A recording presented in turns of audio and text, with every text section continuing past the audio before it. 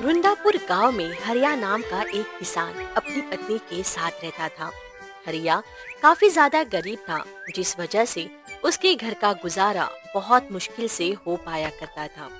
किसान होने के बावजूद भी वह इतना नहीं कर पाता जिससे वह अपने घर का गुजारा कर सके। एक दिन हरिया खेतों पर काम कर रहा, तभी वहाँ पर मुखिया आए और बोले, अरे हरिया, क्या तुम इन खेतों में लगे रहते हो? तुम्हारे खेतों में कुछ होता भी है? मुखिया जी, कोशिश करता रहता हूँ।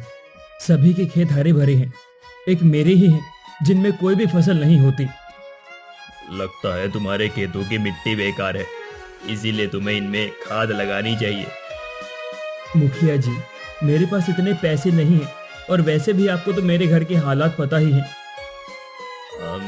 हाँ हाँ, तुम्हारे घर के हालात देखकर मुझे तुम पर बहुत तरस आता है, पर क्या कर सकते हैं। यह कहकर मुखिया वहां से चला गया। मुखिया के जाने के बाद हरिया अपने खेतों में काम करने लगा। वह कितनी भी कोशिश कर ले, फिर भी उसके खेतों में अच्छी फसल नहीं हो पाती। शाम होने आई, वह घर आ गया। घर आने पर उसने अपनी पत्नी को आवाज दी, पर उसकी पत्नी ने कोई जवाब नहीं दिया, जिस पर हरिया थोड़ा हैरान हुआ। अरे आज ये जवाब क्यों नहीं दे रही? वैसे तो रोजाना पानी लेकर आया जाया करती थी। जब वह अंदर गया तो हैरान हुआ, क्योंकि मीना बेहोश पड़ी हुई थी। उसने मीना को उठाया और कहा, क्या हुआ मीना तुम्हें? तुम बेहोश कैसे हो गई? उसने मीना को होश में लाया। जब मीना को होश आया तो बोली, अजी, क्या हो गया था मुझे? पता नहीं, तुम मुझे बेहोश मिली। ये तो तुम बताओ, क्या हो गया तुम्हें? पता नहीं, मैं तो काम कर रही थी। यह सुनकर हरिया थोड़ा हैरान हुआ। उसने सोचा कमजोरी है, इसलिए मीना को चक्कर आ गए। पर समय के साथ मीना की तबीयत बिगड़ने लगी, जिस पर एक दिन हरिया ने मीना से कहा, चलो, मैं तुम्हें शहर के डॉक्टर को दिखाता हूँ। अजी नहीं, हमारे पास पैसे नहीं है। क्यों फालतू में पैसे बर्बाद करने? कुछ नहीं हुआ है मुझे। अरे कैसी बातें कर रही हो? तुम्हारी तबीयत खराब हो रही है। मैं नहीं चाहता तुम्हें कुछ और हो जाए। चलो। इसके बाद हरिया मीना को डॉक्टर के पास लेकर आया। डॉक्टर ने जब मीना का चेकअप किया तो पता लगा मीना को गंभीर बीमारी है, और डॉक्टर ने हरिया से कहा, हम आपकी पत्नी को हम आपकी पत्नी को बचा नहीं सकते, क्योंकि इनका इलाज बहुत महंगा है। अगर तुम इतने पैसे खर्च कर सको तभी तुम्हारी पत्नी बच पाएगी। ये आप क्या कह रहे हैं डॉक्टर साहब? क्या कोई दूसरा तरीका नहीं है जिससे मैं अपनी पत्नी को बचा सकूं? नहीं नहीं, कोई दूसरा तरीका नहीं है। तुम्हारी पत्नी को बहुत गंभीर बीमारी हुई है और इसका इलाज बहुत महंगा है। यह सुनकर हरिया बुरी तरह टूट गया, और इसके बाद वह लोग घर आ गए, जहाँ पर मीना को पता था अब वह बचने वाली नहीं। और उसने हरिया से कहा, आप परेशान क्यों हो रहे हैं? मुझे कुछ नहीं होगा। मुझे पता है तुम ये सब मेरे मन को समझाने के लिए कह रही हो, जबकि मुझे पता है तुम नहीं बच पाओगी। मैं कितना बेबस हूँ जो अपनी पत्नी का इलाज भी नहीं करवा सकता। ये आप क्या कह रहे हैं? अपने आप को बुरा भला मत कहिए। जो कुछ होता है भगवान की मर्जी से होता है। धीरे धीरे समय गुजरा। हरिया दिन रात अपने खेतों में मेहनत करने लगा, जिससे वह उनमें अच्छी फसल कर सके, पर कोई फायदा नहीं हुआ। और एक दिन जब वह खेतों पर काम कर रहा था, तभी वहाँ रामू भाग कर आया और बोला, अरे हरिया, हरिया भैया, तुम यहाँ पर हो? और तुम्हारी पत्नी? क्या हो गया मेरी पत्नी को? अरे जल्दी घर पर चलो, जल्दी घर पर। ये सुनकर हरिया सीधा घर पर भाग कर आया, और जब उसने घर के बाहर का नजारा देखा तो वह काफी ज्यादा घबरा गया। हटो हटो, ये इतनी भीड़ क्यों लगी है मेरे घर के बाहर? वह जल्दी से घर के अंदर गया तो उसने देखा उसकी पत्नी अब इस दुनिया में नहीं रही। ये सब देखकर हरिया बहुत तेज तेज रोने लगा और बोला, नहीं, ये नहीं हो सकता। सुबह तो मीना बिल्कुल ठीक थी। ये मुझे इस तरह छोड़कर नहीं जा सकती। मीना, मीना। गांव वाले हरिया को समझा रहे थे। जो हो गया उसे बदला नहीं जा सकता। तुम अपने आप को संभालो। नहीं, ये सब मेरी वजह से ही हुआ है। अगर मैंने अपनी पत्नी का इलाज करवाया होता तो आज वो मेरे साथ होती। ये तुम क्या कह रहे हो हरिया भैया? तुम्हारी पत्नी को गंभीर बीमारी थी, ये तो तुम्हें भी पता है। इलाज बहुत महंगा था।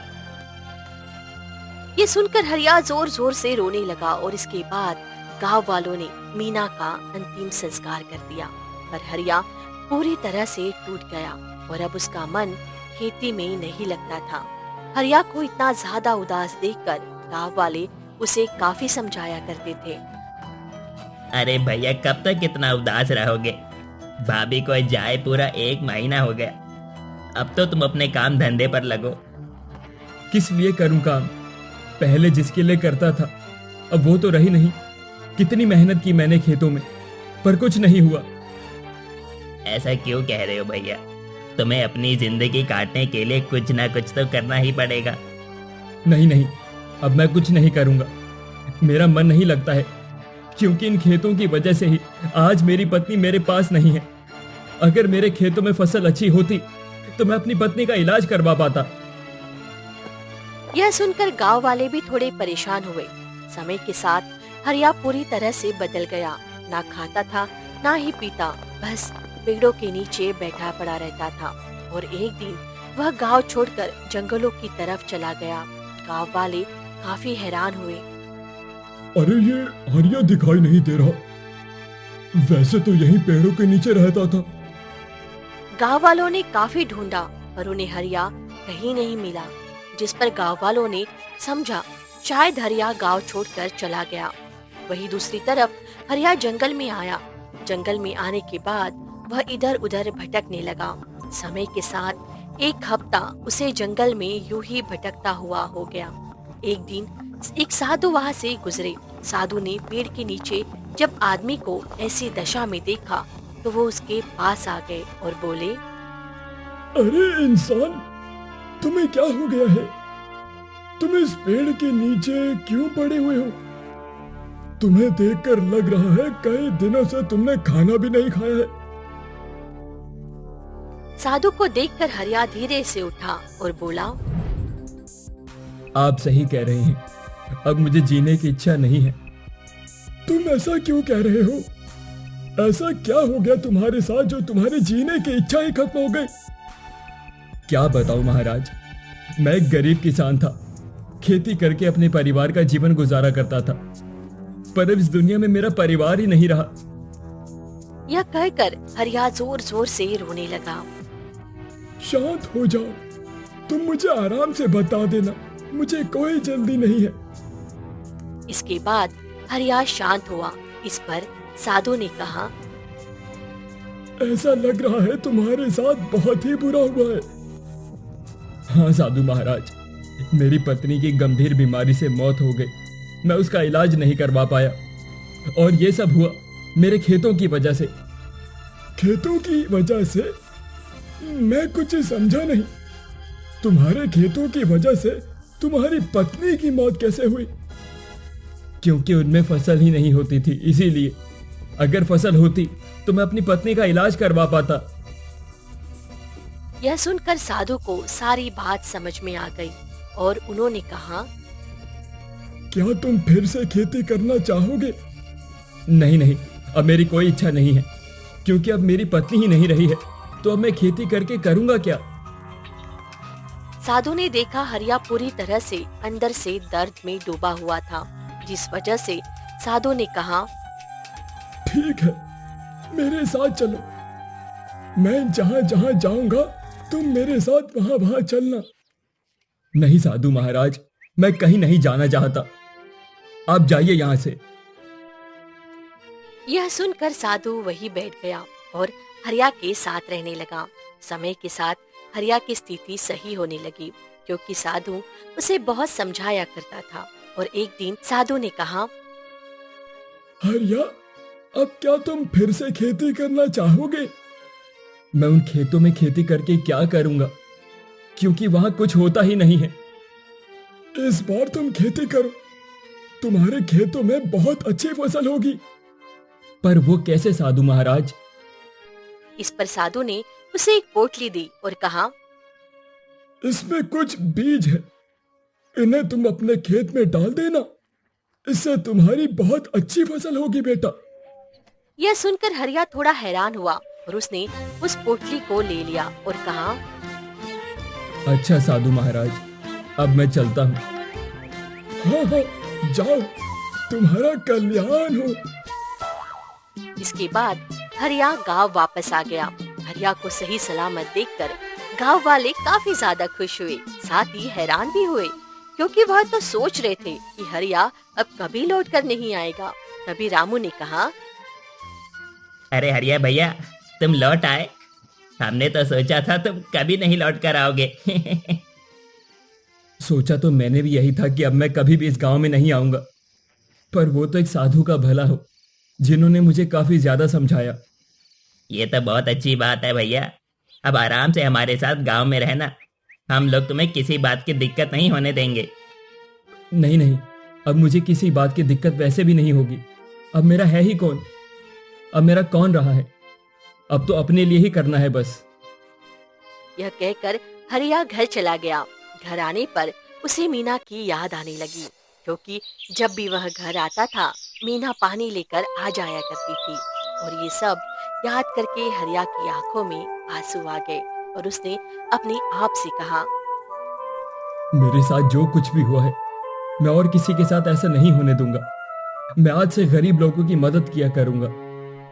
यह कहकर उसने उस पोटली को एक तरफ रख दिया।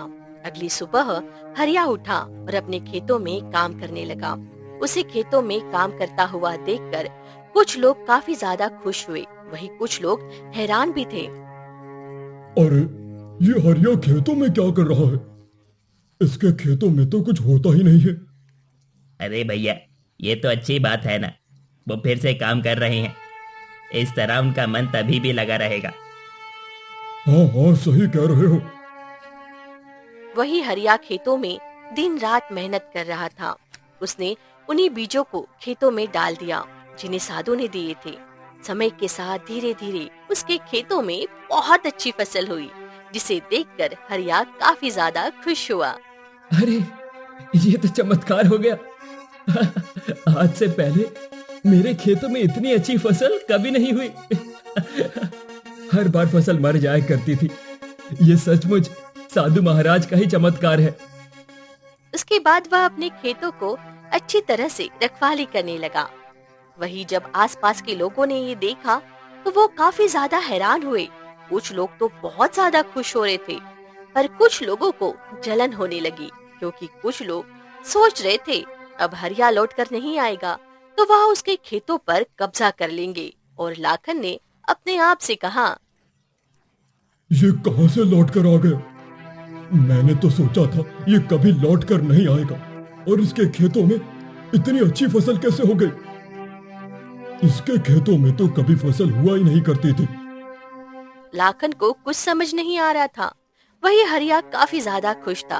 वही समय के साथ उसकी फसल बहुत अच्छी पककर तैयार हो गई।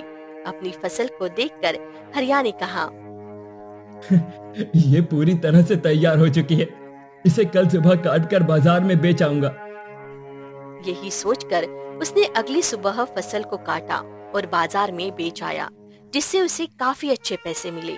अभी वह आ ही रहा था, तभी उसे एक औरत रोते हुए मिल गई, जिसके हाथ में एक बच्चा था।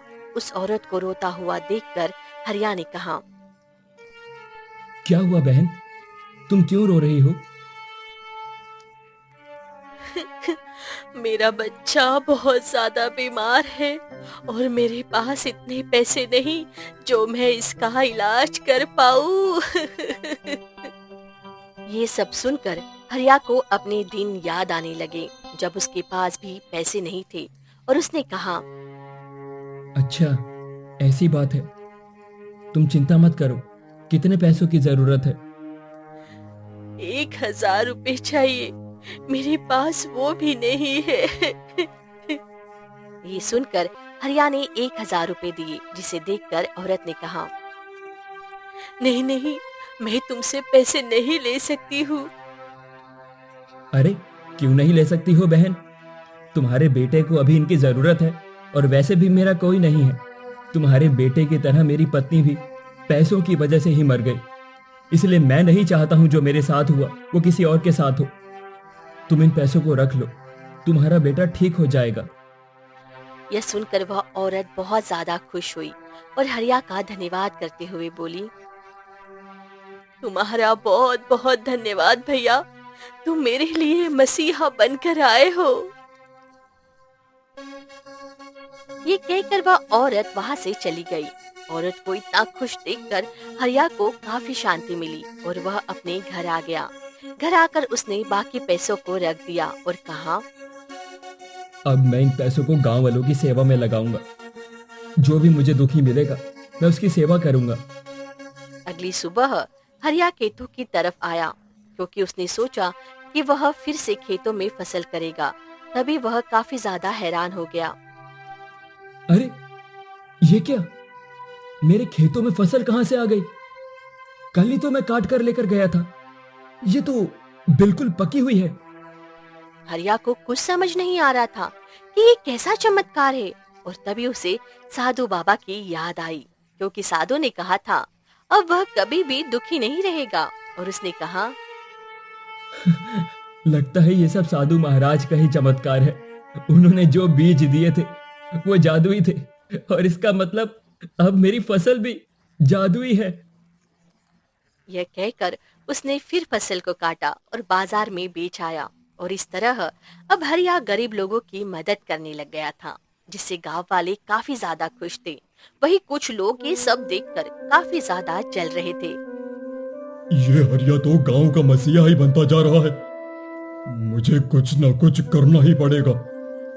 और एक दिन लाखन मुखिया के पास गया और बोला, अरे मुखिया जी, आप कहाँ हो? आपको कुछ पता भी है? हरिया तो हमारे गांव का मसीहा बनता जा रहा है। कहीं ऐसा ना हो उसे ही गांव वाले मुखिया चुन ले। ये तुम क्या कह रहे हो? ये तो अच्छी बात है ना कि हरिया गांव वालों की मदद कर रहा है, और वैसे भी अगर वो मुखिया बन भी जाएगा तो और अच्छी बात है। ये सुनकर लाखन को काफी तेज गुस्सा आया और उसने कहा, अच्छा ऐसी बात है तो ठीक है।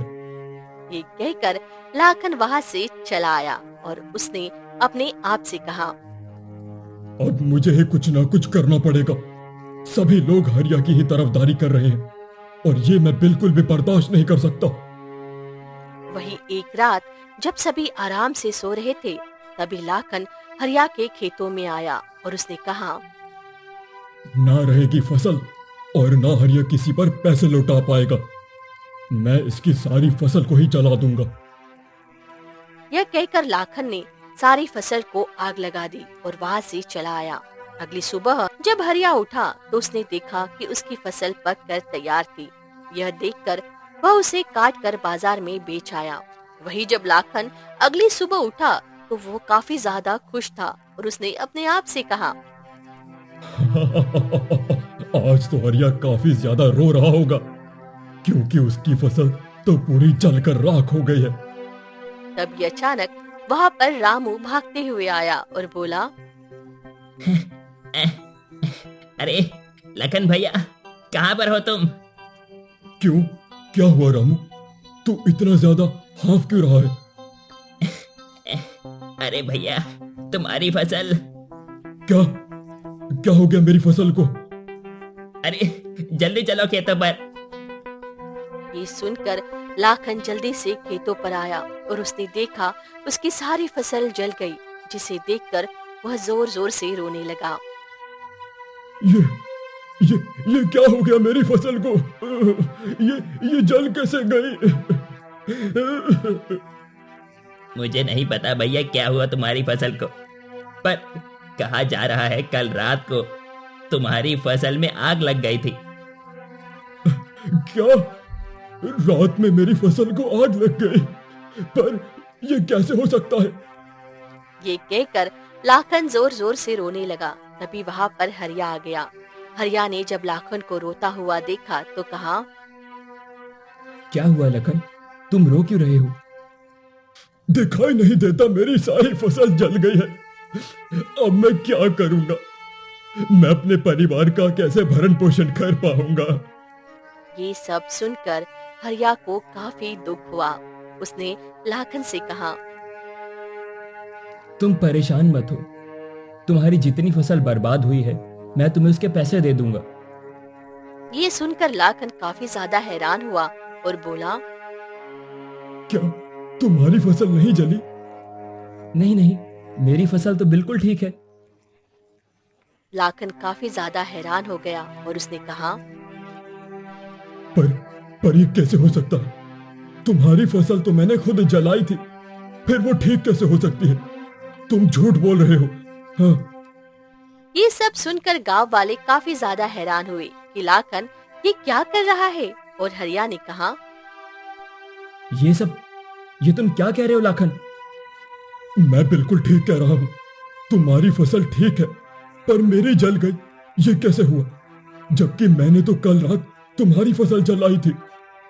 इस पर हरिया ने कहा, क्योंकि मेरी फसल जादुई है इसीलिए मेरी फसल नहीं जली और तुम्हें तुम्हारी किए का फल मिल गया। भगवान को पता है मैंने कभी किसी का बुरा नहीं किया, इसीलिए उन्होंने मेरा बुरा नहीं होने दिया। पर मुझे बहुत दुख हुआ जो तुम्हारे साथ ये सब हुआ, इसीलिए मैं तुम्हें कुछ पैसे देता हूँ, इन्हें रख लो। यह कहकर हरिया ने लाखन को कुछ पैसे दिए, जिन्हें देखकर लाखन को अपनी गलती का एहसास होगा और वह जोर जोर से रोते हुए बोला, मुझे माफ कर दो हरिया, मैं तुमसे जलने लगा था। मेरी नीयत में खोट आ गई थी जबकि आज तो तुम ही मेरी मदद कर रहे हो। मैंने तुम्हारा सब कुछ बर्बाद करना चाहा। कोई बात नहीं लखन, पर आगे से ध्यान रखना, हर किसी का भगवान होता है। हमें कभी भी किसी को चोट नहीं पहुंचानी चाहिए।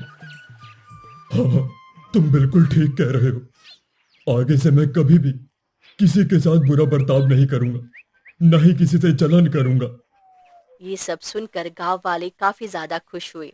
तभी वहां मुखिया आए और बोले, अरिया मानना पड़ेगा, तुम्हारा दिल बहुत ही बड़ा है।